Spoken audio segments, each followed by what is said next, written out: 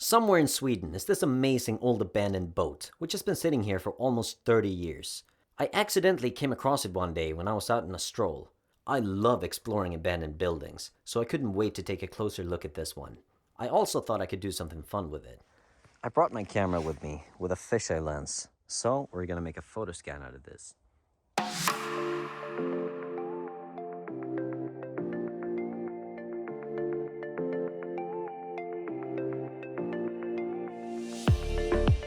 Alright, so I finished photo scanning the boat.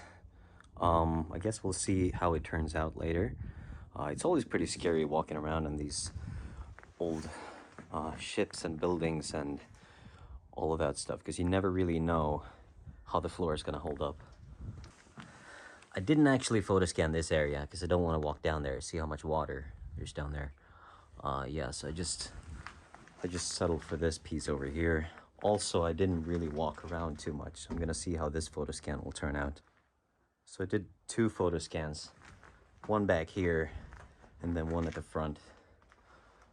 It's pretty scary walking here. Like, I don't want to put my foot on this one because I could feel that kind of giving in a bit. So yeah, better off sticking towards walking to the side, which made the actual photo scanning a bit tricky as well. All right, so now let's get back home. Bye-bye. See you soon. Okay, so we're back home. Let's take all of these photos, bring them into the computer, and see how the scans turn out. Here's the front part of the boat, and as you can see on this one, as well as on the back part, they are by no means perfect, and I added my own railings and supports, as the ones from the scan didn't turn out great. I'm happy enough with that, so let's do the outside of the boat. Let's cut to that part. Alright, so I'm back by the boat, and the boat is way over there, and this time I brought my drone with me.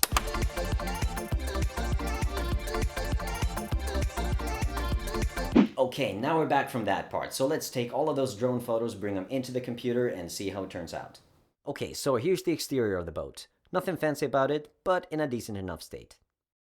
So here we are in Maya, and as you can see, I cut holes in the front and back of it so I can fit the higher resolution scans in there. And they're basically just put there in place without stitching anything together. So naturally, there are going to be holes in the mesh. Okay, so now we have our 3D model of the boat, but we don't really have anywhere to use it in VR. So let's build a simple environment.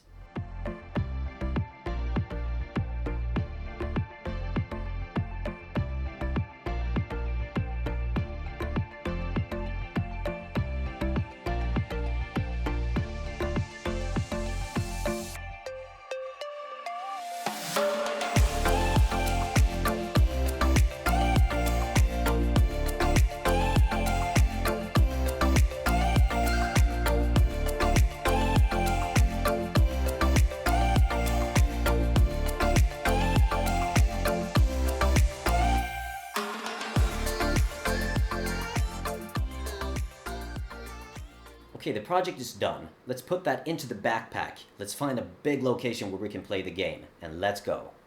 And yes, we're actually using a backpack computer combined with an HP Reverb G2. The location I'm using is the secluded old tennis court, which I have previously photoscanned.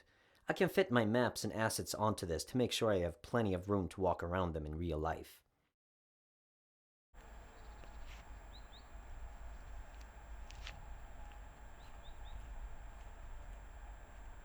This is going to be exciting.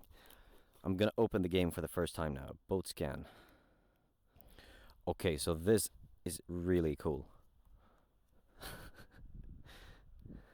Yeah, it's actually surprisingly cool to walk around on this. Like, obviously, the photo scan is a bit janky. It's not perfect. And, you know, there are holes and everything. But, you know, actually being on this boat in VR feels just like being on the real boat. I kid you not. This is really cool. Okay, so I'm gonna walk around the boat. I'm actually gonna do a bit of cheating. I'm gonna make sure that I'm walking correctly here. Yes, I am. Okay.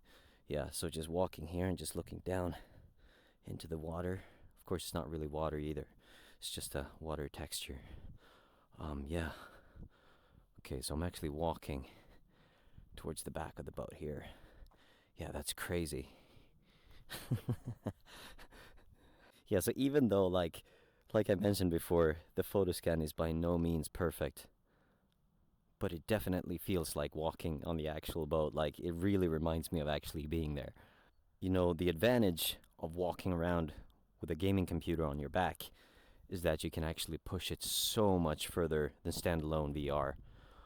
For example, like the back of the boat here and the front of the boat, I believe each photo scan has got about 1 million polygons, and then the exterior of the ship has got about 500,000. So there's a lot going on, and then of course, like I have these mega scans and everything, and then a bunch of reads, which I showed you when I created. Um, and this game is not optimized at all, which of course a game should be. But I just put this together last night, and it's surprising how well it runs. Like there's no optimization, like there are no LODs or anything. There's no nanites, but it still runs perfectly fine. I guess what you could do with this is like make it multiplayer.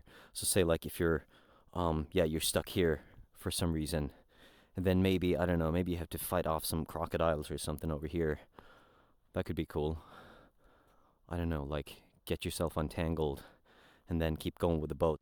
Yeah, say like if you made this standalone, so a bit lower quality, you could actually have like two people walking around here with their own Quest headset, or maybe even three people, and you could walk around on this boat, and you have to solve different problems in order to get it to go forward.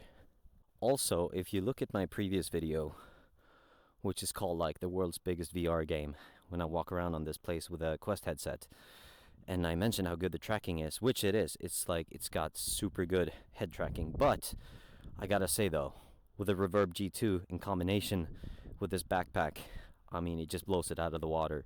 It's so perfect. Like the tracking, like it doesn't drop anything.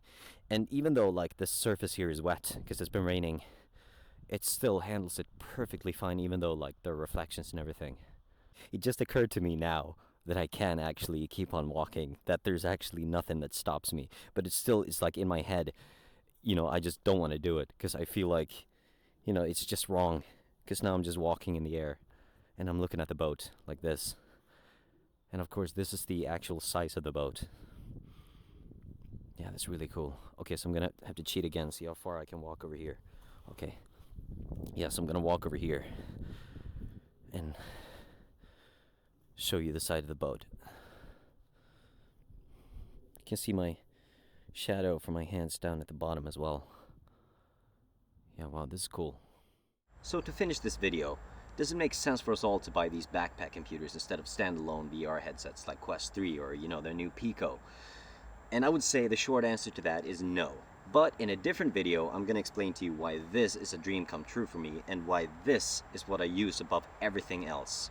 But that's for a different video, and I hope to see you in that one. Take care.